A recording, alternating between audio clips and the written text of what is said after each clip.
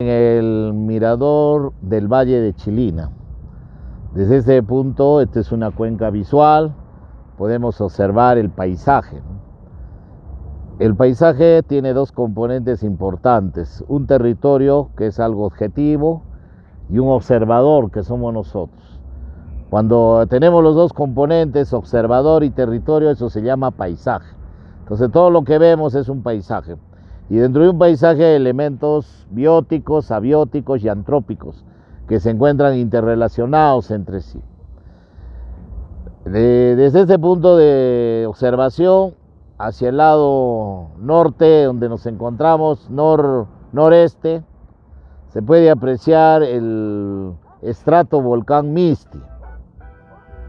El Misti, como ustedes verán, es un estrato por lo siguiente. En la parte del Valle de Chilina, donde se denomina el bosque de rocas o el parque ecológico que le dicen, que es la parte superior, ahí se puede encontrar las primeras lavas volcánicas del Misti. Ese material que se observa, la parte de arriba, eso se llama frente de lava. Son flujos de lava y tienen 833.000 años, es lo más antiguo del Misti. Luego vamos a tener ya en la parte donde están los asentamientos urbanos, humanos, que es Villa Ecológica. Observamos esas estructuras redondeadas, esos son los hammocks que hemos venido explicando del Pichu Picchu y también los hammocks del Misti. Luego vamos a tener donde están los arbolitos, ese es un hammock también. Y luego vamos a tener ya el cono volcánico, que tiene 3 etapas de erupción. Son 4 Mistis, ¿no? Misti 1, 2, 3 y 4. En la base del Misti, estamos viendo aquí donde están esas casas y ese camino, esas son ignimbritas. Toda la base de los volcanes está conformada por flujos piroclásticos que se llaman ignimbritas. En este caso es lo que comúnmente nosotros conocemos como el sillar, esa ignimbrita. Eso es la base, es decir, antes de la formación del edificio vamos a tener una erupción explosiva, de donde sale por fisuramiento este material piroclástico y se va enfriando, es decir, de un estado gaseoso pasa a un estado sólido, y esa es la ignimbrita. Las ignimbritas que tenemos en la parte inferior se llaman La Joya, que tienen 4,8 millones de años. Luego la que está más en la parte media, donde vemos allá al fondo unas ignimbritas, eso viene a ser ignimbrita Aeropuerto, que tiene 1,65 millones de años. Y por último, donde ven esas columnas bastante cortadas, eso ya son frentes de lava, son lavas andesíticas.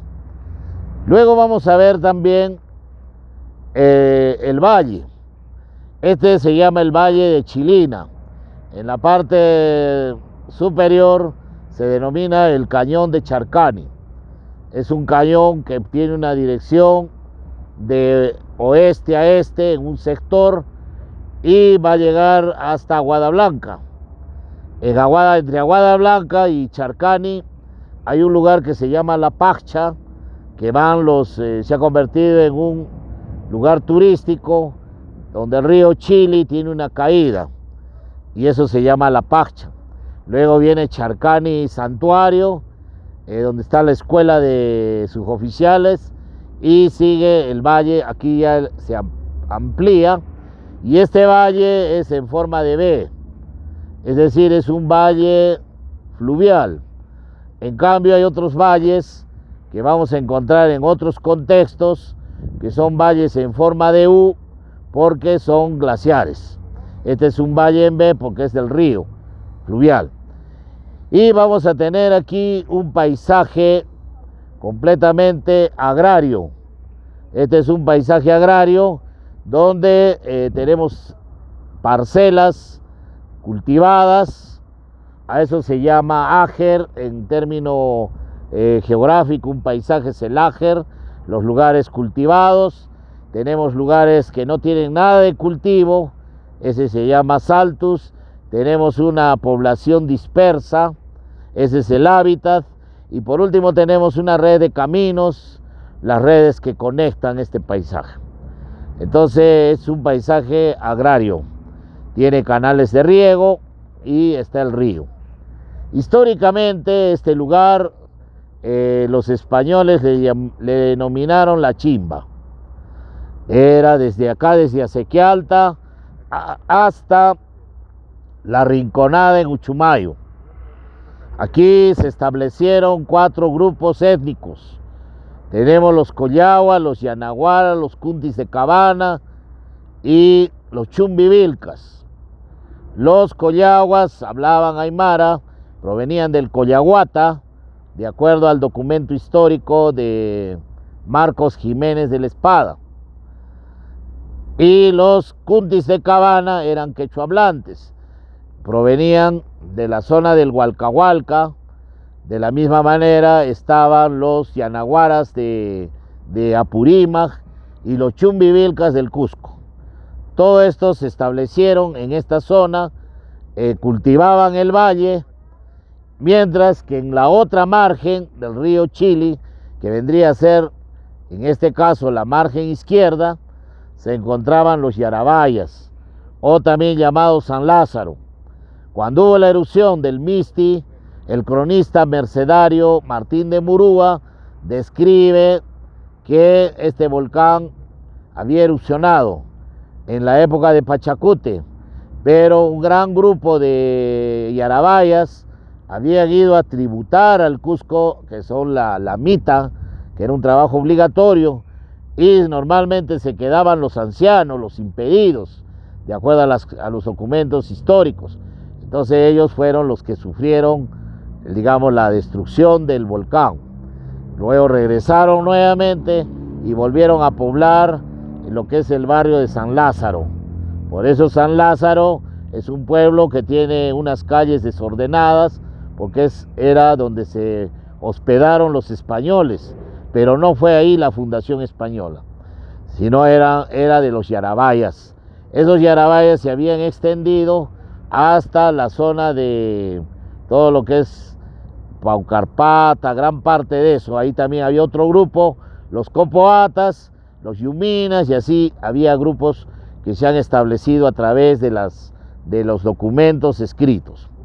Entonces estos Collaguas, Cabanas, Yanaguaras, Chumbivilcas convivían y desarrollaron agricultura. También vamos a encontrar aquí las acequias más antiguas. Tenemos la acequia Coa, la Sunilarca, que eran las acequias que se construyeron desde esos tiempos y que han llegado hasta la ciudad. Con la llegada de los españoles y la fundación ya había acequias, ya había áreas agrícolas, y sobre eso se fundó la nueva villa, la villa de Nuestra Señora de la Asunción. Aquí también había un puente, el puente de Chilina, que era un puente de palos que se lo llevó el río. Según el viajero Llores Kier, había ese puente, incluso hay un dibujo en su libro, pero ya se lo llevó, y entonces construyeron el primer puente, que fue el Bolognesi, y por eso se llama el Puente Viejo, fue el primer puente. El siguiente puente, el otro era la Puentezuela, que era un pequeño puente en una acequia que está en la Plaza de Armas, pues le decían Puentezuela, frente al puente, el puente antiguo, el Puente Viejo o el Puente Bolognesi, que es de 1500, ¿no? Esa época. Así es como se va construyendo los puentes y se va articulando la ciudad desde la llegada de los españoles. El principal recurso hídrico, el Chili. Entonces este río que estamos viendo es el Chili. En la parte superior está el río Blanco y el río Zumbay, que se unen, forman el Chili. El Chili se va a unir con el Postreros, que hemos visto en Tingo Grande. Y luego ese río Chili se une con el río de Yura, en la zona de Palca, donde va a llamarse el río Vítor. Ese río Vítor se va a unir con el río Siguas, que proviene del Ampato, en Guañamarca, y desde ahí se va a llamar Quilca. Y cuando llega al mar desemboca con el nombre de río Quilca. Y esa es la cuenca del río Quilca, Vítor, Siguas, Chile. Esa es la forma como nosotros tenemos que explicar el trabajo de este.